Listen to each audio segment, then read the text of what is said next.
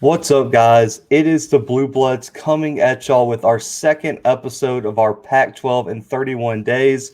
And we are joined by Utah beat reporter, sports director for KSL News, and also AP Top 25 voter. Josh Furlong is joining us today. And I just want to say I appreciate you coming on the show. Yeah, happy to be here. I'm always happy to talk sports. Absolutely, absolutely. And with Utah, I feel like we did a whole thing on our podcast already late last year, but there's no other way I want to start this interview other than honoring and shedding light on Todd Jordan, who tragically passed away at the end of last year on Christmas night. He was the Pac-12 Freshman of the Year. He was my breakout player of the year for the Pac-12 and had one of the brightest futures in the country. Can you just kind of speak on what made him such a special player and what kind of impact he had on campus, for this university, and just around the community?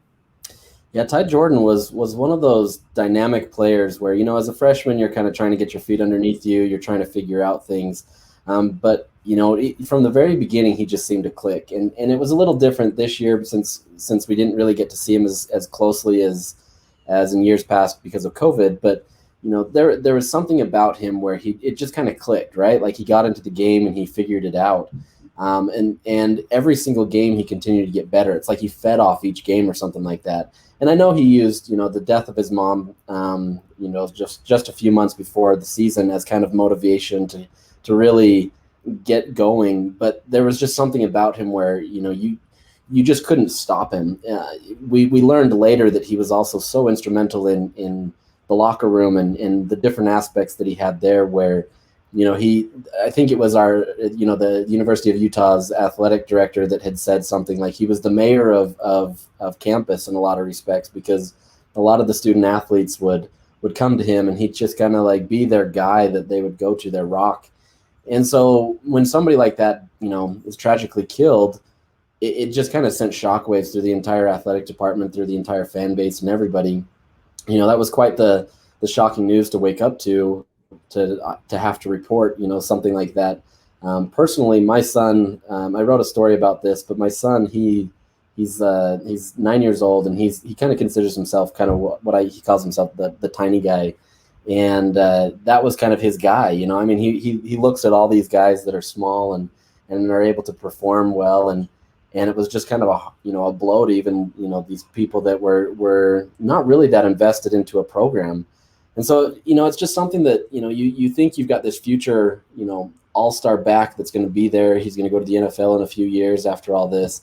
And then it's just kind of dashed. And then how do you pick up pieces from that, So I think it's been hard for the university, but, they've got good talent. And I think it's a way for them to honor him in a way that, most programs don't really get to experience and hopefully don't have to experience that way.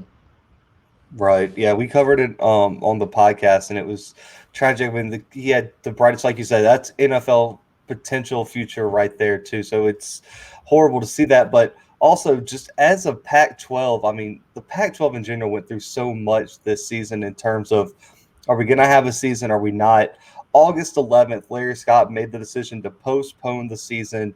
It was praised by some, others didn't really love it, especially when the SEC, ACC, and Big 12 were playing football at the time. What was your initial reaction to the decision? And, we saw some programs fight back. Was Utah one of those programs that was like, okay, we want to play football in the fall? Yeah, Kyle Whittingham was definitely a guy that wanted to play, but he was also trying to toe that line of, we've got to make sure that we're healthy, that we're able to be in an environment where we can play. And I think Kyle, he would have played at any moment that he could have. And then right when the season started for Utah, they had a game canceled because of COVID. And so it's one of those situations where even though they were ready, their entire team kind of had to shut down because of that instance. And so, it's interesting to look back on that and try to figure out, okay, did they make the right decision? Did they not? Especially when, their rival up the street essentially got to play an entire season and had this, big season that they just got to sit there and watch. And so it's hard to kind of, play that, 2020, hindsight is 2020 game and try to figure it out. I think, if Utah was on their own and they were doing a scenario where the Pac-12 wasn't involved, I bet they probably would have tried to push it a little earlier. Kyle obviously wants to play football and he wants to play it now. But at the same time, you kind of have to balance how the state is working, how the COVID situation was working. And so I think he was going to follow whatever situation the conference was going to, force them to do. But at the same time, he wanted to play for sure. Right. I feel like that's kind of the sentiment I've gotten, across all the schools that got postponed. We did the Big Ten in 30 days, and all those schools were like, man, we all wanted to play, but our hands were kind of tied. But let's get into the on-field performance. A 3-2 record, but that they had an early game canceled, I believe, against Arizona. But Correct. they end the season on a 3-game win streak. They're one of the hottest teams in the Pac-12 down the stretch. Did this season for you, though, meet, exceed, or fall short of your preseason expectations going in? I think there was differences, right? I think coming into the season, the defense was expected to take a huge step back. You had, it's been a while now, so I can't remember my numbers, but I think 7 guys drafted to the NFL that year. You had all these guys that just had left this huge hole in that defense. And, Utah's always been known to be able to regroup, restep at the defensive position, but I don't think anybody expected it to be as good as it was, especially in the secondary where they were starting guys that really hadn't gotten a lot of playing time. And so in that respect, that was a huge, opportunity for them to be able to show that, they exceeded expectations. But then offensively, they came in and they were supposed to be, this powerhouse. You had Jake Bentley, who had a lot of SEC experience as a quarterback, who was, a starter. And he wasn't one of the prominent SEC schools by any means, but at the same time, a starter in the SEC means something. And he comes in and he didn't win the starting job. You have Cam Rising, who won it, and then he's out halfway through their first game of the season, and you're there to rely on this senior quarterback. And so I think the expectation was there that he was going to do well and that everything was going to be great offensively, and then it just sputtered. I mean, the offense, other than Ty Jordan, really didn't do anything, and a lot of the receivers were frustrated because they couldn't get anything going. And so you really just took a step back in my eyes in terms of offense, especially knowing that Ty Jordan was the entire offense. You know what I mean? And I think that's what was so difficult for them is, they are a talented team and they're never going to necessarily be out of games.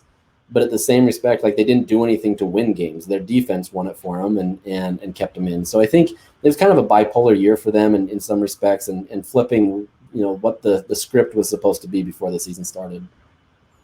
Right. And, you talk about the quarterback issue. Well, the quarterback battle has been one to watch this all season. You have Charlie Brewer coming in from Baylor to compete for the job. Cam Rising is back. He was the initial starter last year.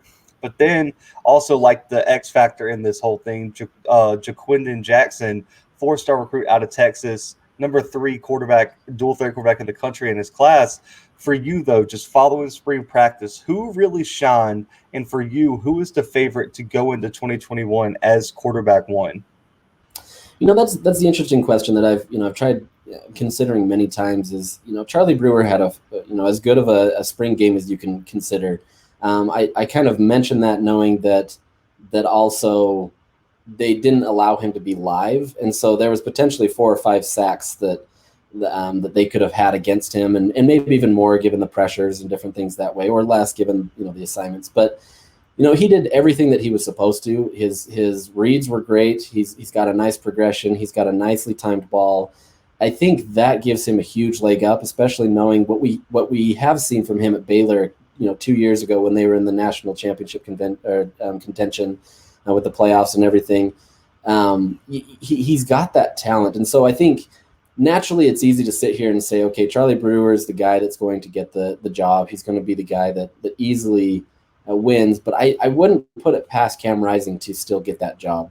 I think Kyle Whittingham really likes what he sees out of Cam Rising. Unfortunately, nobody really has seen him. Even at Texas, when he was there, you only got a smattering of kind of what his talent is because he was behind some other players, and so there's a lot of things that are still unknown. From all the accounts that I've heard, they really love Cam Rising, but I think that's probably equal to what Charlie Brewer has brought, and I think you're going to see a really stiff competition this fall. Right. I mean, and that was the main storyline through spring, but there were a lot of holes to fill, a lot of, position battles going on. The Utah spring game wrapped up April 17th, and the red team pulls out a win. But what were some of the bigger storylines you were watching other than the quarterback battle? And from spring practice in general, and even the game, what were your biggest takeaways as for this program as a whole? I think for me, it was trying to figure out who does replace Ty Jordan. Utah's always been a huge running back led offense. And so you wanted to see there. They didn't have their starter, Mekhi Bernard, who was kind of the expected starter in, but you got to see TJ Pledger and Chris Curry, two transfer running backs that are into the program, kind of make their own. And so I think for me, we got to see how talented they are and how they can be utilized in this offense that 100% is fit around the running back game. And so I think just being able to see them and see, okay, Utah's got a dearth of talent there that that they've got a ton of talent there that they can build around. And so there's that. But I'm still, if I'm looking at this as from a fan's perspective, I still want to see who's going to emerge as a wide receiver. Britton Covey's going to be the guy. I mean, it's clear he's been there for 19 years, so it's easy to see that he's got the talent. But then you want to be able to see somebody like a Solomon Enos, or you want to see some other guys step up that haven't had as much notoriety around them in terms of the offensive game. And I think you saw glimpses of that. They used Solomon Enos in a couple different packages that they haven't used him before. They had him up the middle. They had him on off different scenarios, and it wasn't a lot of touches by any means, but he was able to get there. There's Jaquindon Jackson, you mentioned him earlier as a quarterback, but I'm curious to see what they do with him because he doesn't come off as the best quarterback on the team right now, and they've clearly lined themselves up well. But he's got so much talent that you've got to be able to figure out what to do with him, whether that's the wildcat, whether they use him as a slot receiver or as a running back or whatever they use. I feel like you've got to be able to get him on the field somehow, and I just don't know how Utah's going to utilize that. But I think that'll be an interesting dynamic, and those were kind of my takeaways in terms of the players that I was looking at the most. Right. And I mean, I look at this program, and it's one of those programs that is always in the fray, and it's a program you can never overlook. And I give a lot of credit to Kyle Whittingham for that. He's been at this program in some capacity since '94. That was before I was even born. So this guy's been coaching at the same place before I was born, and he's been the head coach since '04. Multiple Coach of the Year awards, 3 South Division titles since they moved to the Pac-12, undefeated season in '08. The list can go on and on about his accolades. What has Whittingham meant to this program? And I know Urban Meyer was there, but it was for a limited time. Is Whittingham the greatest coach in Utah football history? I think you kind of have to give that argument to him, right? I mean, I think Urban Meyer completely set this program on a plane that they've never experienced. There was other coaches that kind of got them there and set Urban Meyer up for success, but he put them on the map essentially and allowed them to be able to be where they are. But then Kyle comes in, and nobody was going to beat Urban. I mean, how do you go from being the BCS buster and trying to figure out how to kind of replicate that season, and then a few years later he goes undefeated as well and really solidifies it and pushes Utah to get into the Pac-12. And so I think just in terms of his consistency and what he's brought, and and allowing the program to grow in a natural but competitive way, you kind of have to. I mean, he has to be the guy that is looked at as the guy that cements the legacy for Utah on the map. I mean, Utah isn't in the Pac-12, without Urban, but at the same time, Utah isn't, consistently considered one of the best teams in the Pac-12 without Kyle Whittingham. And so I think they go hand in hand, but Kyle's probably definitely edged out there. And I think it's a funny argument because a few years into the Pac-12, Kyle was on the hot seat. They had 2 5-7 seasons back to back.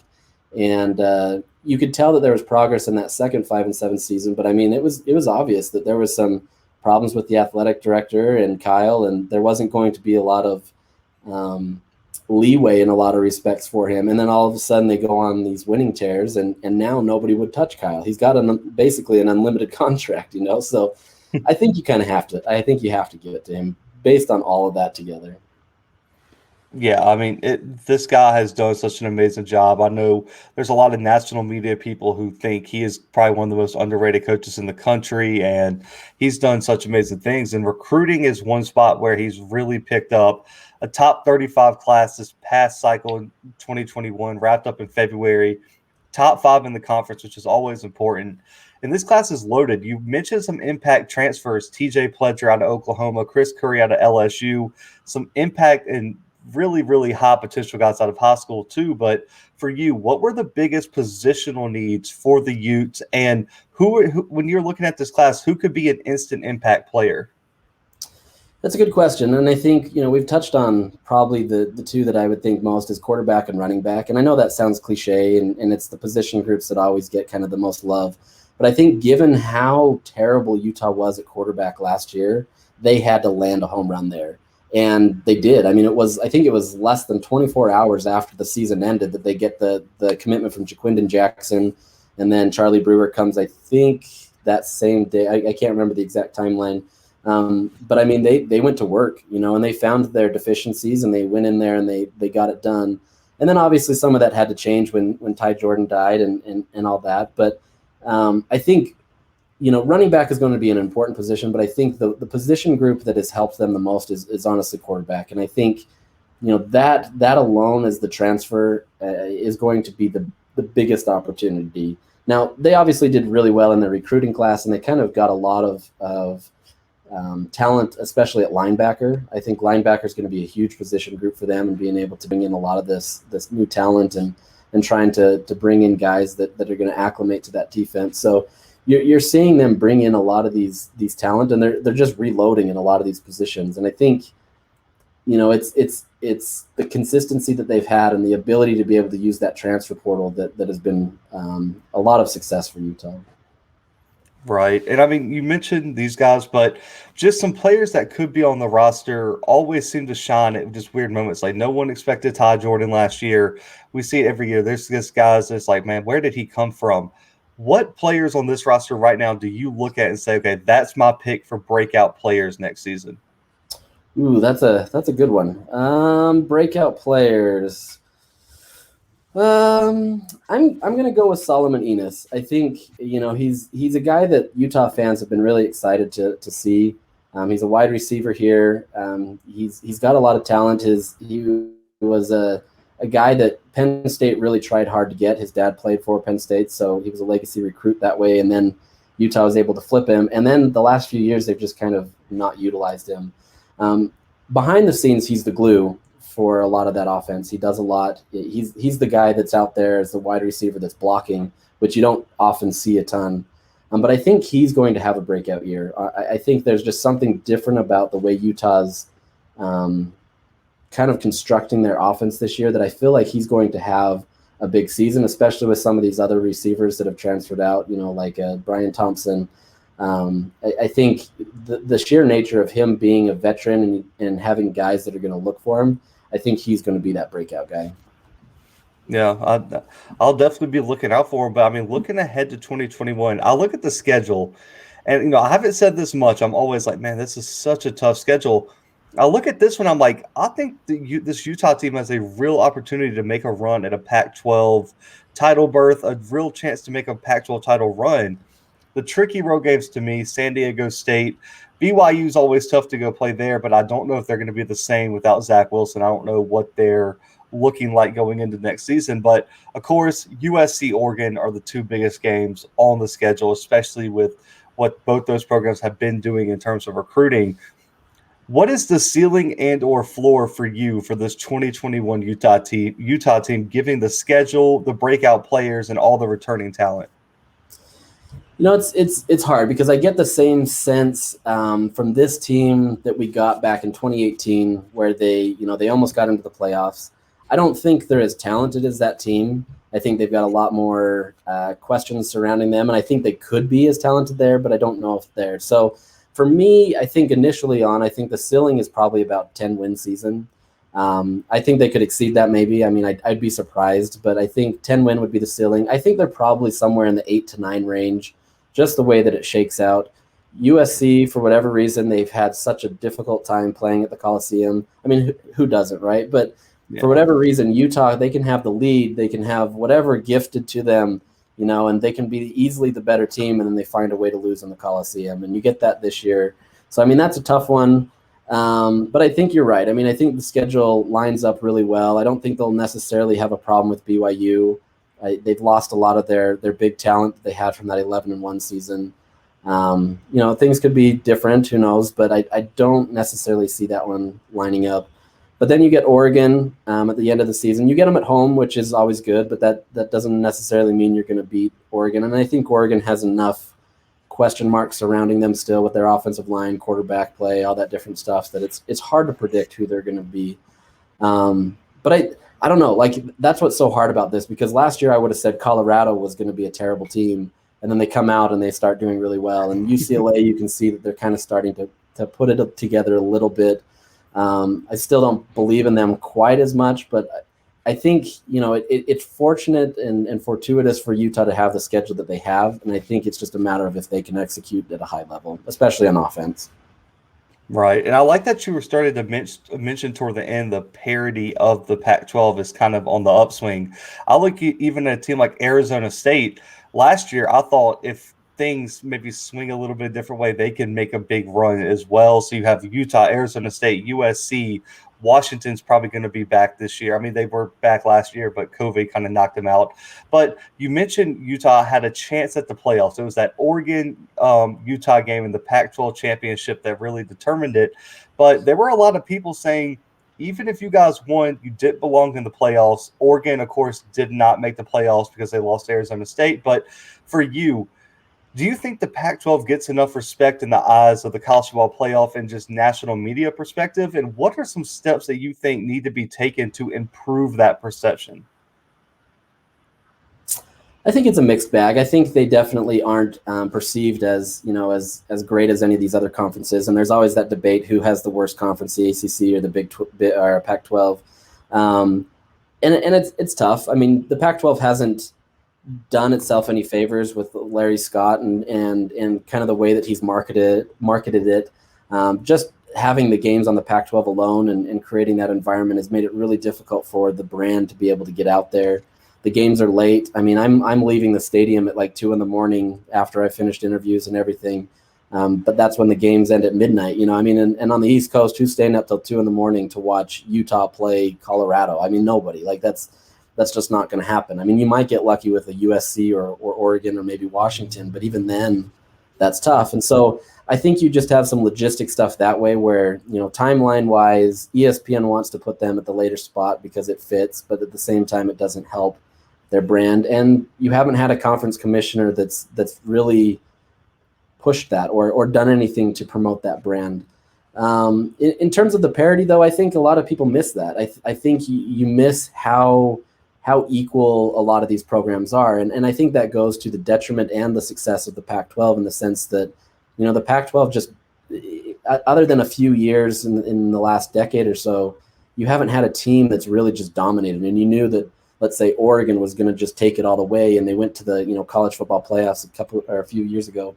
But you have so many teams that could beat each other that it makes it difficult. And so when you're looking at rankings and you're looking at different things, it's hard to be able to evaluate a team that's lost 2 or 3 games, even though they probably could beat maybe some of these other teams that have lost maybe 1 game or something. And so I think in that respect, you don't get a lot of opportunities for the Pac-12 to showcase their talent because it's just like, oh, it's the Pac-12. They do whatever they want on the West Coast, and they're not that good. And so I think that's probably what's hurt them the most. Yeah, I agree. I just like to, I like to address it. It's been a common theme here since we started the podcast because being an Auburn graduate and my co-host being an LSU guy, we have a big SEC following, and we get the comments all the time. It's like, who cares about Washington State versus so-and-so? And I'm like, it's a good game.